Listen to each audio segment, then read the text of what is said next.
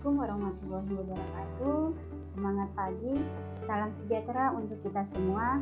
Kali ini saya akan menjelaskan tentang tugas Laskar CPNS untuk agenda 2, Aku Smart dan Instansiku. Perkenalkan, nama saya Fitriyanti, peserta Laskar CPNS tahun 2022 Provinsi Kalimantan Utara, Angkatan 54 Kelompok 4. Menurut Peraturan Gubernur Kalimantan Utara Nomor 5 Tahun 2020, tugas utama dari Biro Umum adalah membantu asisten administrasi umum dalam penyiapan pelaksanaan kebijakan, pelaksanaan pemantauan dan evaluasi di bidang rumah tangga, administrasi keuangan dan aset serta tata usaha. Dalam menjalankan tugasnya, Biro Umum mempunyai fungsi yaitu: pertama, penyiapan pelaksanaan kebijakan di bidang rumah tangga, administrasi keuangan dan aset serta tata usaha. Yang kedua, penyiapan pelaksanaan pemantauan dan evaluasi di bidang rumah tangga, administrasi dan aset serta tata usaha. Yang ketiga adalah pelaksanaan fungsi lain yang diberikan oleh asisten administrasi umum yang berkaitan dengan tugasnya. Secara hierarki, Biro Umum bertanggung jawab langsung kepada asisten administrasi umum. Biro Umum merupakan salah satu dari 9 biro yang berada di dalam Sekretariat Daerah Provinsi Kalimantan Utara.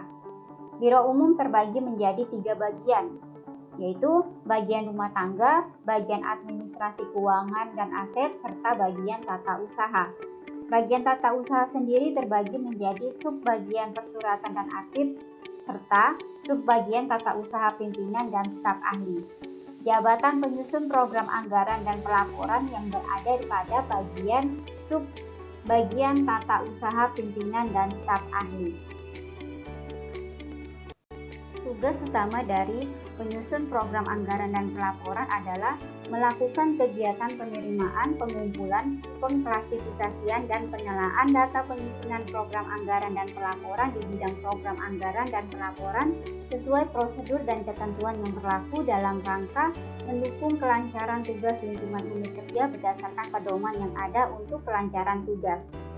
Bisa dirincikan tugas dari penyusun program anggaran dan pelaporan yaitu: yang pertama, menerima dan memeriksa bahan dan data penyusunan program anggaran dan pelaporan sesuai prosedur sebagai bahan kajian dalam rangka penyusunan anggaran dan pelaporan. Yang kedua, mengumpulkan dan mengklasifikasikan bahan dan data penyusunan program anggaran dan pelaporan sesuai spesifikasi dan prosedur untuk memudahkan apabila diperlukan. Yang ketiga, mempelajari dan mengkaji karakteristik, spesifikasi dan hal-hal yang terkait dengan penyusunan program anggaran dan pelaporan sesuai prosedur dalam rangka penyusunan program anggaran dan pelaporan. Yang keempat, menyusun konsep penyusunan program anggaran dan pelaporan sesuai dengan hasil kajian dan prosedur untuk tercapainya sasaran yang diharapkan.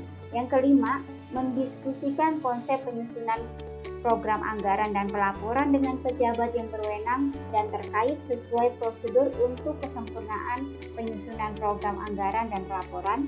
Yang keenam, menyusun kembali penyusunan program anggaran dan pelaporan berdasarkan hasil diskusi sesuai prosedur untuk kelancaran dan optimalisasi penyusunan program anggaran dan pelaporan.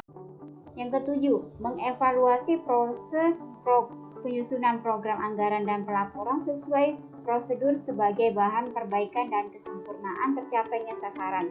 Yang kedelapan, melaporkan hasil pelaksanaan tugas sesuai dengan prosedur yang berlaku sebagai bahan evaluasi dan pertanggungjawaban. Yang kesembilan, melaksanakan tugas kedinasan lainnya yang diperintahkan oleh pimpinan baik secara lisan maupun tulisan. Dalam menjalankan tugasnya, seorang penyusun program anggaran dan pelaporan akan sering menggunakan aplikasi atau sistem tertentu yang menunjang penyelesaian pekerjaannya. Salah satu adalah SIPD. SIPD itu sendiri adalah suatu sistem yang mendokumentasikan, mengadministrasikan, serta mengolah data pembangunan daerah menjadi informasi yang disajikan kepada masyarakat sebagai bahan pengambilan keputusan dalam rangka perencanaan, pelaksanaan, evaluasi kinerja pemerintah daerah.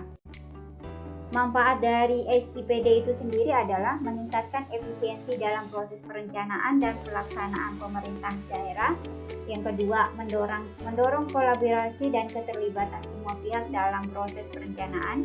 Yang ketiga, sistem yang terintegrasi mempermudah dalam penyediaan informasi kepada pimpinan dan masyarakat.